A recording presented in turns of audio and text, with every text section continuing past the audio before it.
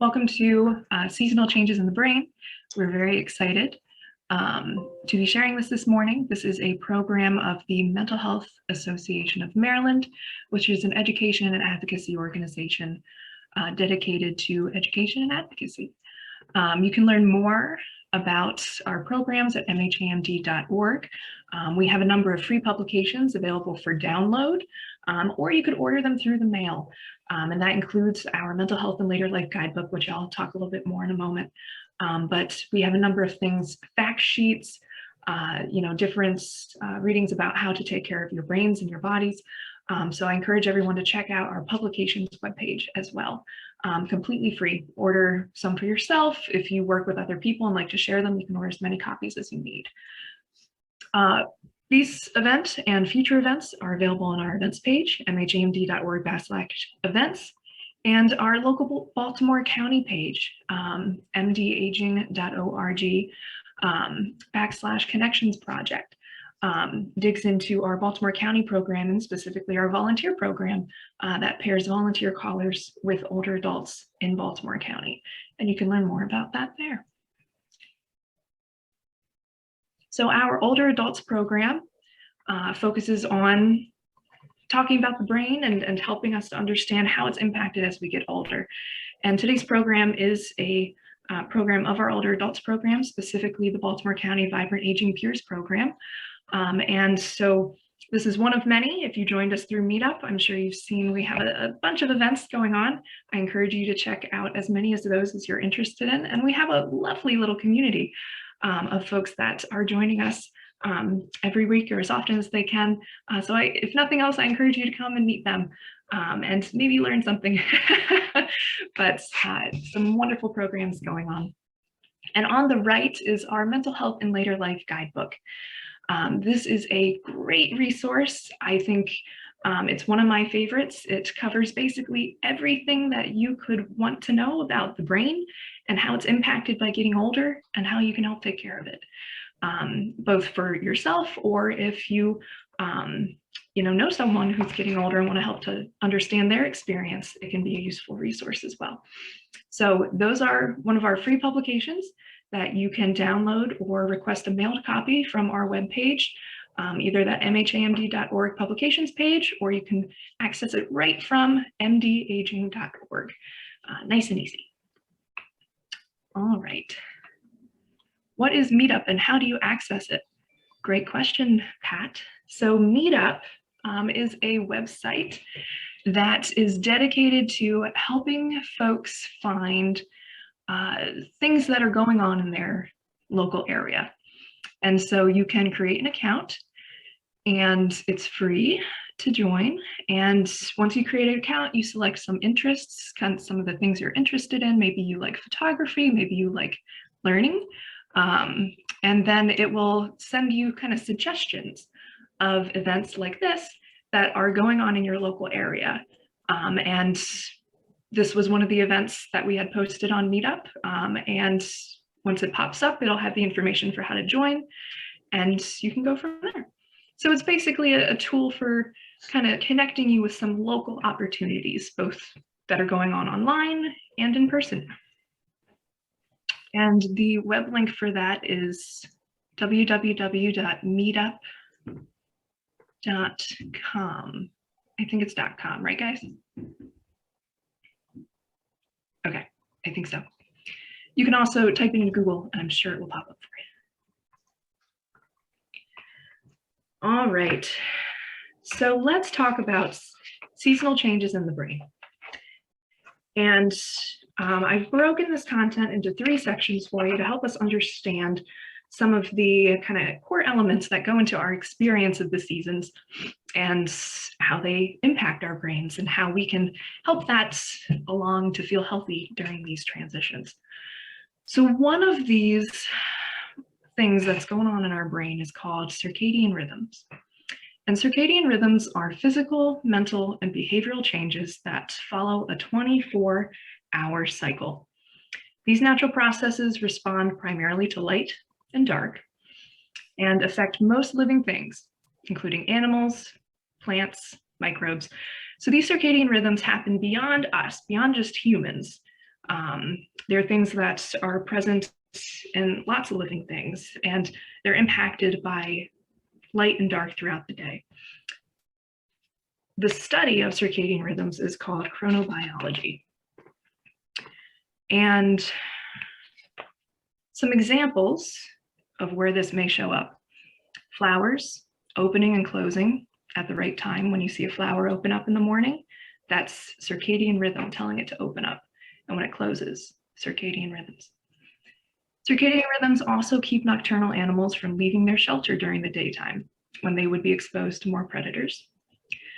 In people, circadian rhythms coordinate mental and physical systems throughout the body. They show up in our digestive system, producing proteins to match the typical timing of meals, in our endocrine system, regulating hormones that suit normal energy expenditure.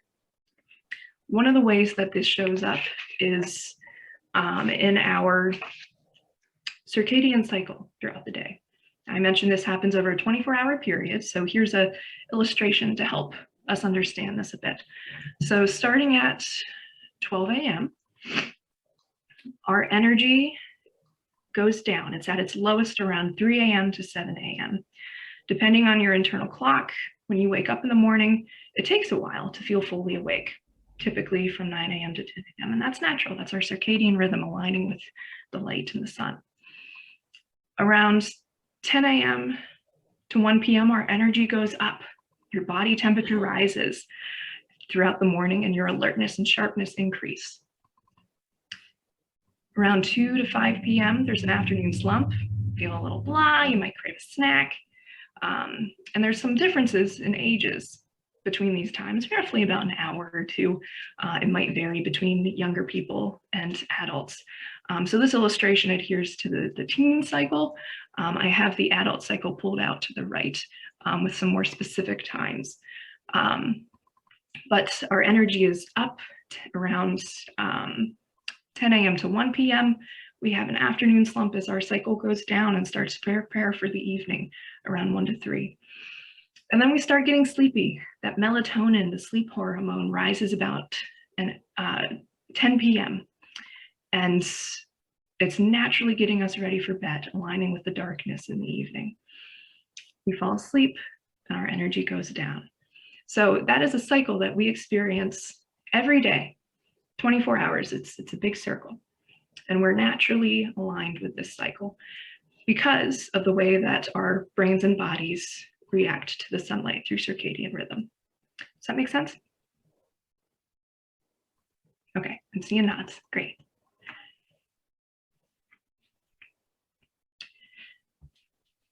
Daylight savings time is the period of the year between spring and fall when clocks in most parts of the United States are set 1 hour ahead of standard time.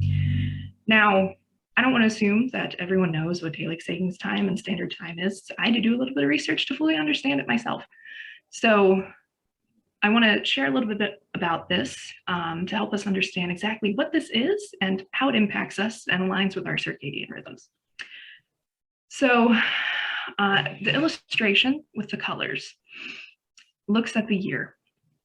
And daylight savings time is basically the United States government saying that there are a number of months throughout the year that will operate 1 hour differently than other months of the year.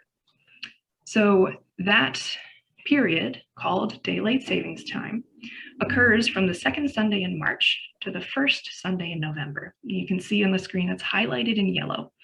It's a pretty big chunk of the year, about 8 months. Standard time runs from the first Sunday in November to the second Sunday in March. That's highlighted in pink.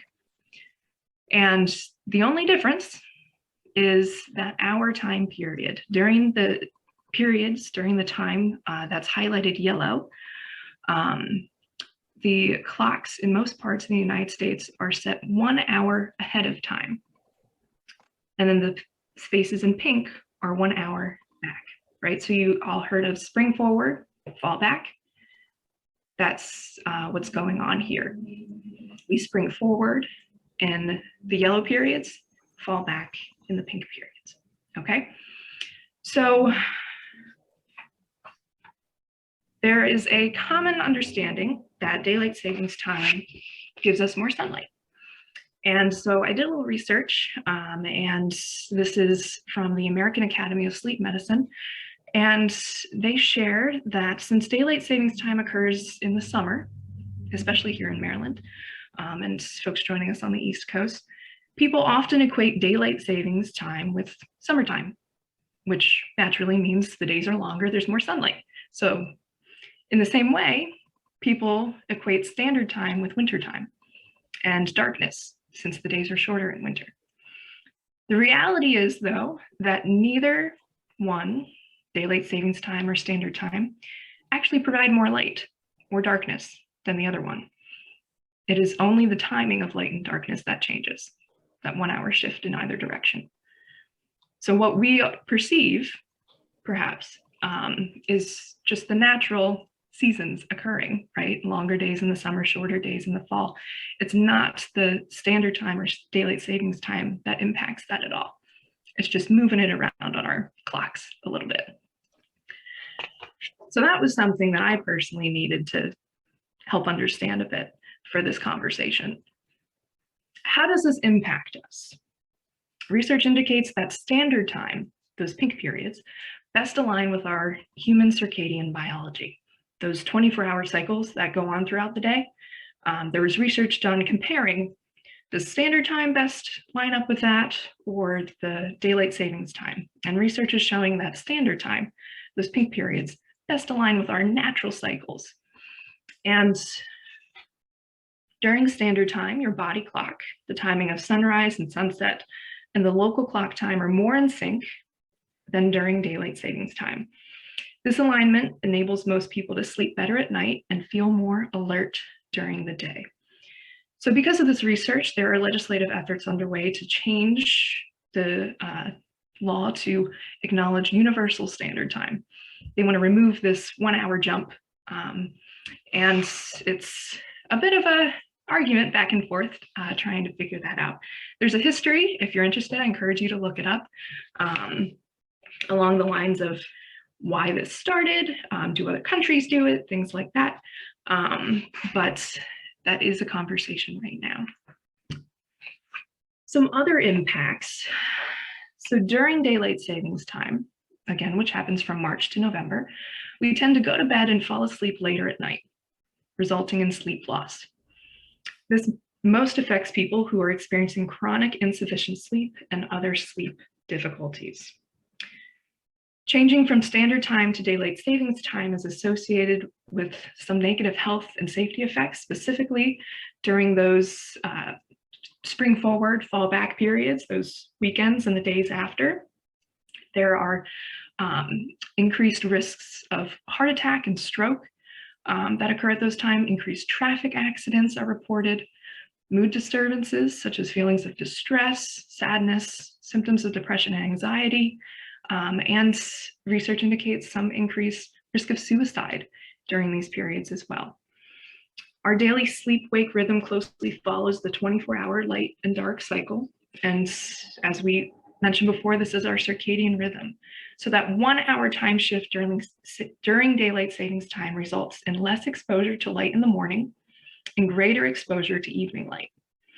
As a result, we tend to go to bed and fall asleep later, resulting in sleep loss, which can become chronic. Daylight savings time causes ongoing misalignment between our sleep-wake rhythm and the light-dark cycle. Another phrase for this is called social jet lag, because we're expected to be in a place, but our bodies aren't quite ready to be there yet. We still want to be in bed. And that creates that dragging, if you remember getting up for school as a kid after the clocks changed, and just crawling out of bed and falling asleep on the bus. That's an example. And one of the reasons why these time changes are so difficult for teenagers, especially. From a mental health lens, sleep disruption and poor sleep quality from changing the clocks twice a year can worsen symptoms of many mental health conditions.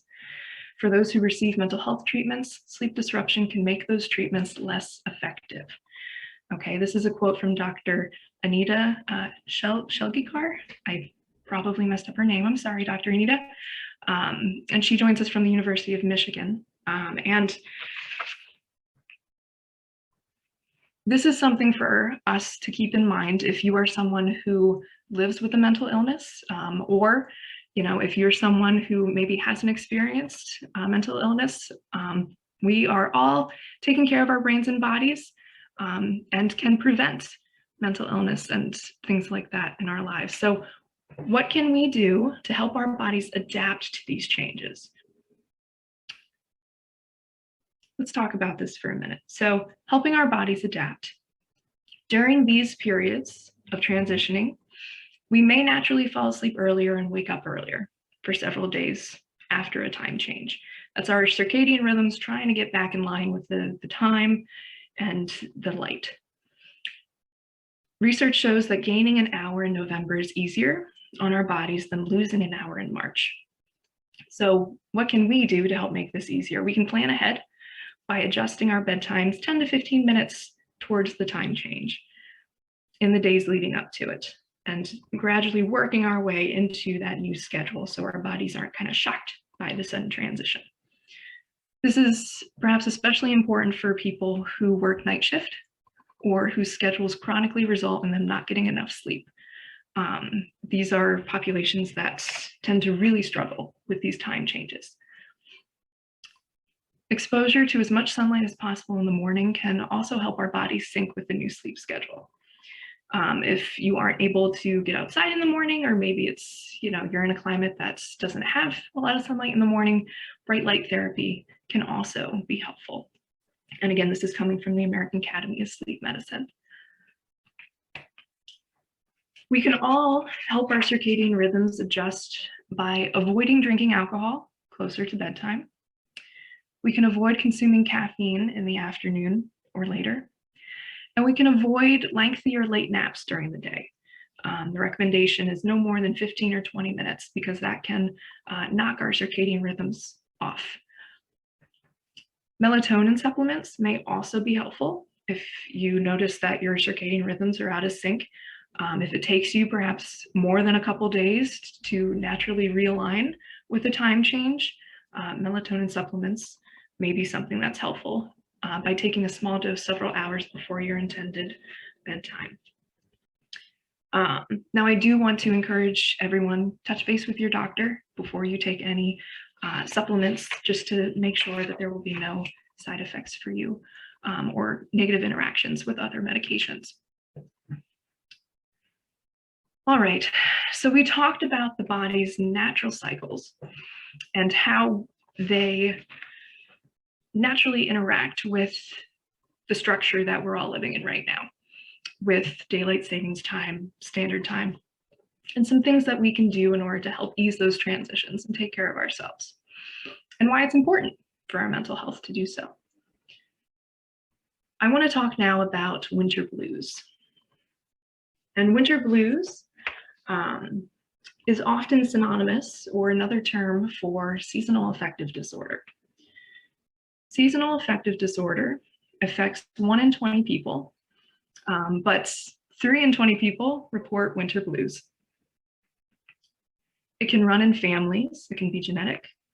It's more common in women, and it's more common for people who have other mental health concerns. Many people go through short periods of time when they feel sad or not like their usual selves. Sometimes these mood changes begin and end when the seasons change. People may start to feel down when the days get shorter in the fall and winter, often called winter blues, and begin to feel better in the spring with longer daylight hours. In some cases, these mood changes are more serious and can affect how a person feels, thinks, and handles daily activities. If you've noticed significant changes in your mood and behavior whenever the seasons change, you may be suffering from seasonal affective disorder, also known as SAD, which is a type of depression. In most cases, SAD symptoms start in the late fall or early winter and go away during the spring and summer. This is known as winter pattern SAD or winter depression. Some people may experience depressive episodes during the spring and summer months instead. This is called summer pattern SAD or summer depression. And summer depression is less common than winter depression. So this information is adapted from the National Institute of Mental Health Seasonal Affective Disorder Fact Sheet, which really dives into this content in a wonderful way. I'm going to share some of my takeaways from it with you today, but if this is something you're really interested in, I encourage you to check out the full fact sheet. So how does seasonal affective disorder affect our brain? It may reduce the activity of the brain chemical serotonin, which helps us to regulate our moods. Sunlight controls the levels of molecules that help us to maintain normal serotonin levels in our brains. In people who are experiencing SAD, this regulation doesn't function properly, resulting in decreased serotonin levels in the winter. Other findings suggest that people with SAD produce too much melatonin, which can result in increased sleepiness. Both serotonin and melatonin help us to maintain the body's daily rhythm that's tied to our night-day cycle, the circadian rhythm. In people with SAD, the changes in serotonin and melatonin levels disrupt our daily rhythms, and they no longer adjust to the seasonal changes in day length, leading to sleep, mood, and behavior changes. Vitamin D deficits can also exacerbate these problems because vitamin D is believed to promote serotonin activity. So vitamin D is something we get from our food. It's something that we get when we are out in sunlight. It's absorbed from the sun through our skin. So with less daylight in the winter, people experiencing SAD may have lower vitamin D levels, which may further hinder serotonin production and activity.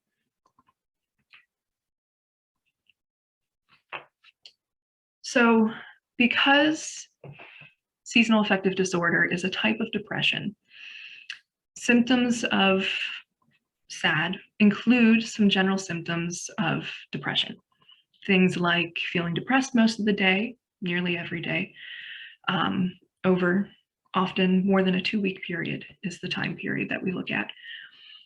It can show up in losing interest in activities that you once enjoyed, experiencing changes in appetite or weight, having problems with sleep, feeling sluggish or agitated, maybe having low energy, feeling hopeless or worthless, having difficulty concentrating, or frequent thoughts of death and suicide. Specifically for winter pattern SAD, additional specific symptoms can include oversleeping, overeating, particularly with a craving for carbohydrates, weight gain, and social withdrawal. There are some separate specific symptoms for that summer pattern SAD that we talked about that can also include trouble sleeping, poor appetite, leading to weight loss, restlessness and agitation, anxiety, or episodes of violent behavior are more inclined towards the summer pattern SAD. So if you think you may be suffering from seasonal affective disorder, talk to your healthcare provider or a mental health specialist about your concerns. They may have you fill out a specific questionnaire that can help to measure your symptoms and provide a correct diagnosis and determine if they meet the criteria for this. And if so, then you can work together to find an appropriate treatment.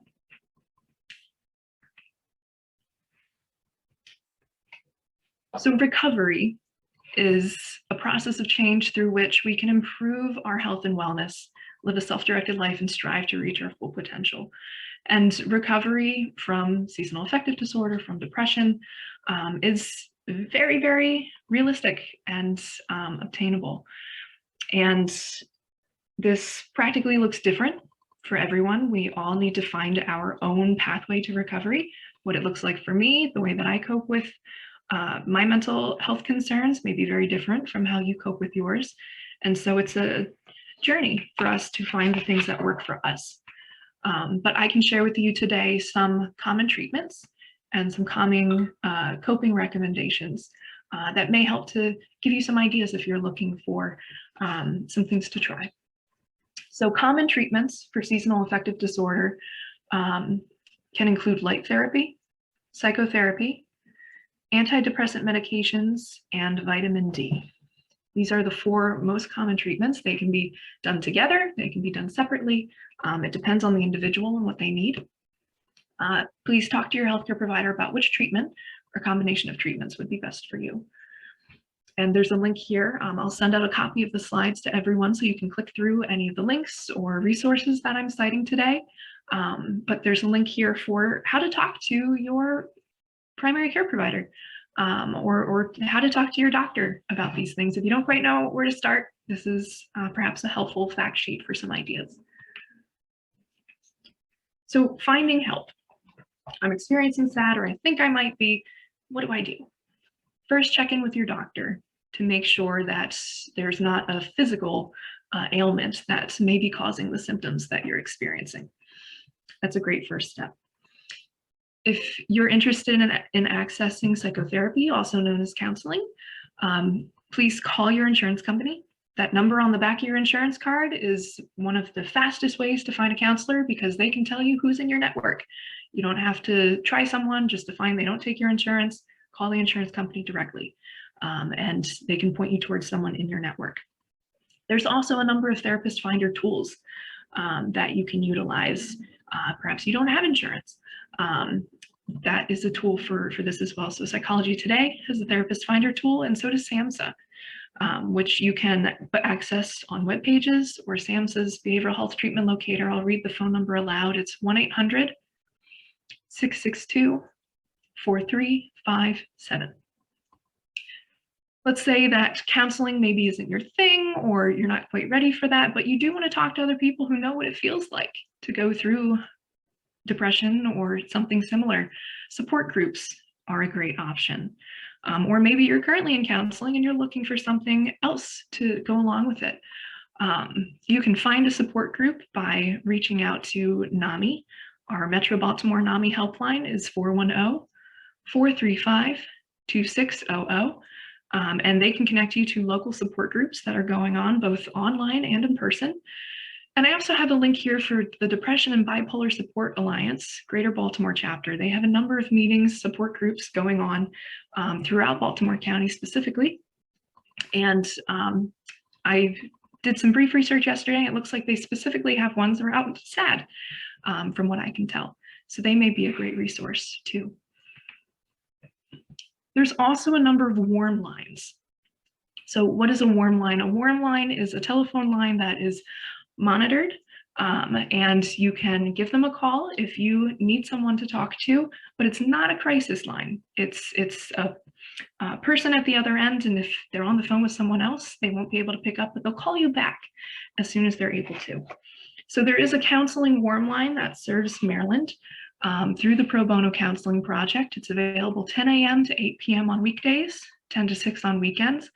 And you can speak with a caring call specialist, a licensed mental health professional, who can listen to your concerns. It's free and confidential. So this is a great option. Maybe you don't have a counselor yet, or your counselor is unavailable.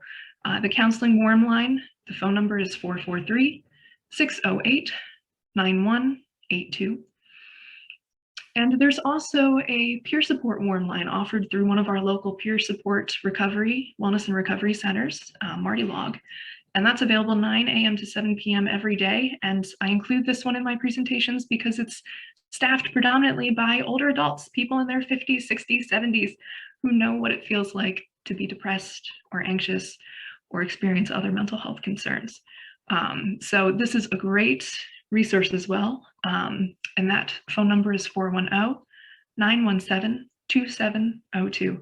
And the great thing about Marty Log is you talk to someone that first time and they can tell you about all the things going on at the center and personally invite you to join them in some of those things as well. So it's a great way to learn a bit more about what other resources are available. Speaking of other resources, there are a ton of peer support resources throughout the state and online. So if you're not joining us from Maryland, I encourage you to check out the online recovery and wellness support resources. These are available throughout the country, most of them. And there's also a list specifically of Baltimore County peer support resources that I put together for you guys. So like I said, I'll send you all a copy of these slides so you can click these links and access these lists if that's something you're interested in. Now, I did mention that the warm lines are not a great place to contact if you need immediate help. If you need immediate help, please contact 211 and press 1.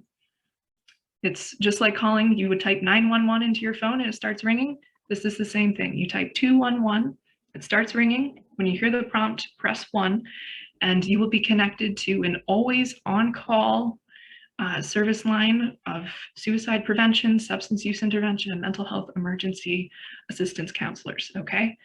So this is a great place to go. If you are feeling overwhelmed, you need someone to talk to immediately, call this number. Or maybe you're with someone who's feeling overwhelmed, and you want to bring someone into the loop who may know what to do in this moment. Call this number as well. You can call them on the phone. You can also text them. Text the number. You can text your zip code to TXT-211. And you can also chat with them online over the computer, 211md.org. All right, so let's talk about some practical tips for coping with seasonal affective disorder. Make your environment sunnier and brighter. Open the blinds, trim that tree that's kind of in front of the window and blocking the sunlight. Add skylights to your home if that's something that you're able to do, or just sit closer to the window when you're at home or in the office. Open those blinds, get the sunlight inside. And also get outside if you're able. Take a long walk, eat lunch at a nearby park, or simply sit on a bench and soak up the sun. Let that vitamin D get onto your skin. Even on cold or cloudy days, outdoor light can help, especially if you spend some time outside within 2 hours of getting up in the morning. There's that recommendation, first thing in the morning, helping our circadian rhythm realign with the sunlight, get out early to help with that natural alignment. Dr. Norman E. Rosenthal is a South African author, psychiatrist, and scientist who first described winter depression in the 1980s. And he is the pioneer of the use of light therapy for its treatment. And so a recent quote from him is that a 20-minute early walk in the sun is as good as commercial light therapy. But while morning is best, whenever you can do a walk is helpful. The combination of exercise and outdoor light is crucially important. It connects you with your environment, not just the light, but also the birds, trees, animal life, neighborhood. All can act as an antidote to the cocoon of isolation. And if you remember from our symptoms list at the beginning, that feeling of being isolated is one of the symptoms of this experience. Now, light therapy is a box with a lamp in it that mimics outdoor light. I don't know enough about it to talk about the specific like lumens and light quality and all that technical stuff, but walk away knowing that it is a lamp that imitates outdoor light. And researchers believe that this type of light causes a chemical change in our brains that lifts our mood and can help ease other symptoms of seasonal affective disorder. If this is something that you're interested in exploring, I encourage you to talk to your doctor or therapist about light therapy options. They can help you to figure out where to get one, you know, all the technical stuff, what kind to get, things like that. Now, I do just want to mention that this may not be an appropriate therapy for everyone. There is research indicating that it may not be appropriate for individuals who experience mania or really severe anxiety. So I would definitely recommend touching base with a provider or mental health therapist to talk about if it's right for you. All right, so we've talked about the brain in general. We've talked about some more specific kind of depression experiences. Now I want to talk about generally, what can we do to maintain mental wellness during the winter months? And I want to introduce you to cortisol. Many of you already know what this is, but cortisol is the stress hormone. It's designed to let you know when you're in danger, and it's connected to our fight or flight response.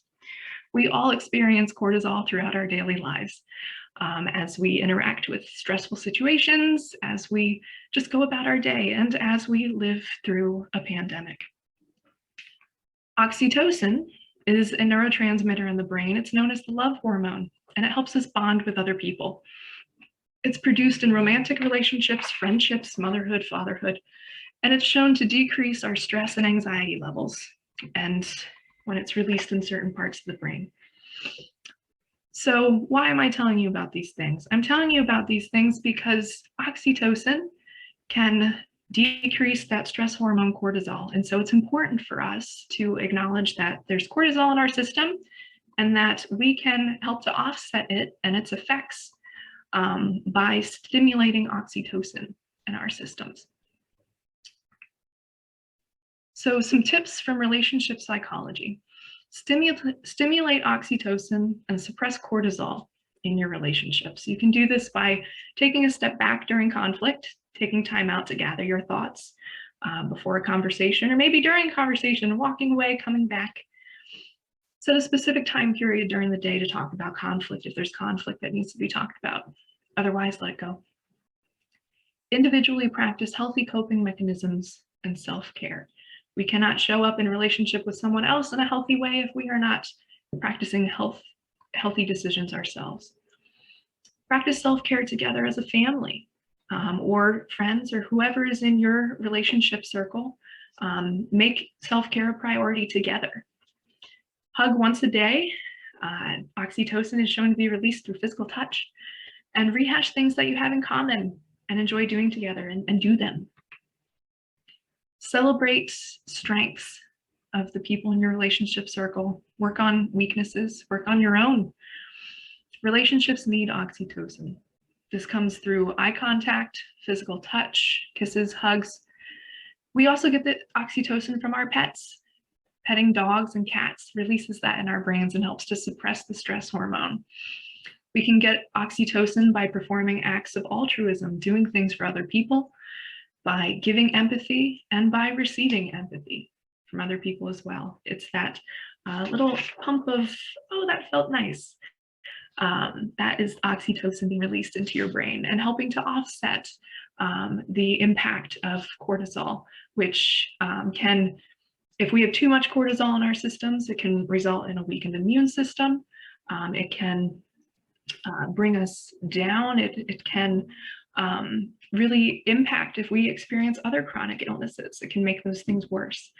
So managing that cortisol level in our body actively is something very important, not only for our physical bodies, but for our mental health as well. Some suggestions for helping to bring oxytocin into your day. Talk about and label your emotions. Identify what's going on. Make time for the relationships and connect with those that you care about. Practice gratitude. This could be an individual practice, maybe a journal, writing down something you're grateful for every day, or maybe you do it with other people. Work that into your daily or weekly phone call with a loved one. Spend time outside, prioritize that exercise. Practice a healthy diet and drink enough water, get enough sleep. And we learned about the circadian rhythms and how we can help with that. Take a break from the media, TV in general. I could launch into, a monologue about how, the media cycles and advertising and things are set up in order to kind of spike our cortisol levels and make us react. But at the end of the day, it's up to us to know how these things affect us, that they affect us. Notice how you feel when you see a commercial or when you watch the news. And take a break from it. Your brain needs to step away from that cortisol on button. And if having the news on in the background is stressful for you, notice that and turn it off so your brain gets a break. Practice relaxation and coping skills throughout your day. And with other people, let's say you live with someone else or there's someone in your relationship circle, you can do things together that you find meaningful to create oxytocin throughout your day or your week. Create something together. Maybe teach them your favorite hobby. Do it together often. And practice meditation and yoga is another suggestion. Now I want to take a look at specifically preparing for another COVID winter and acknowledge that stress built up from the sustained trauma of the pandemic may be starting to surface now. There's research that indicates that the full effect of a traumatic event is not felt until further on. So while we may have, maybe you're someone who hasn't really been impacted by this up to this point, be aware that it may start to show up for you. And I also want to acknowledge that this is an anniversary for a lot of us, and anniversaries impact us. Last year's winter may have been very difficult, and experiencing the same time of year can bring back a lot of feelings. So acknowledge that that's going on, and this is still a time of uncertainty. So as we go into this season, we may experience more sadness or grief this holiday season if you've lost a loved one or grieving the loss of maybe certain holiday traditions. Allow yourself time to express these feelings. You can do this through journaling if it's something you want to process independently. You can do this through, there's a form of focusing meditation that is dedicated to connecting with what you're feeling in this moment. You can learn more about that at focusing.org and connect with other meditators. And you can find peer support, those individuals who know what it feels like to feel anxious, depressed, and other mental illnesses that I shared earlier on. Call one of those warm lines. As we prepare for another COVID winter, like we said, identify your feelings, notice what's going on inside of you. And not noticing it doesn't mean it's not going to affect us, right? So we might as well know what's going on so we can receive it and choose how to react instead of reacting blindly. Share your feelings with someone else. Perhaps make a pact with a friend to check in on each other every so often. And stick with that schedule. Simply showing up, even if you don't have anything to talk about, is extremely meaningful and helpful. Allow yourself to be realistically positive. Some healing has already been done. You have the skills to get through this winter. We got through last winter. Remind yourself of the progress that we've made. There are vaccines. There are things that are different this year than there were last year. And spend time outside. There's that outside again. Connect with nature, get that sunlight on your skin. That's an important thing. And plan. Make a disaster or crisis plan. The best time to create a safety plan is well before you need it. So this is going to look different for everyone, right? This could include things like if you get COVID, what will happen? Figure those details out. Who will take care of the cat, right? Who will take care of you? Figure those things out before it occurs. Or maybe if a loved one gets COVID, or maybe it's not COVID at all. Maybe if, this winter gets hard and you really fall into depression or whatever that may look like for you, what is your plan in that case? What's in your toolbox? Write that out for yourself so you have it to draw on should it bubble up. Throughout the winter, let's be kind to our minds, exercising regularly, focus on things that you can control, set priorities, control that media consumption, use your support system. And if you need to make that support system a bit bigger, I encourage you reach out to some of those resources I mentioned. These recovery wellness centers are full of great folks, and they have a ton going on and a ton of people who are looking to meet new people and expand their support networks themselves. And also events like this. I invite everyone here today, if you haven't yet, join us for Mind Your Mind Monday. We have a great community of folks who are all getting together once a week to support each other and learn. It's a good time.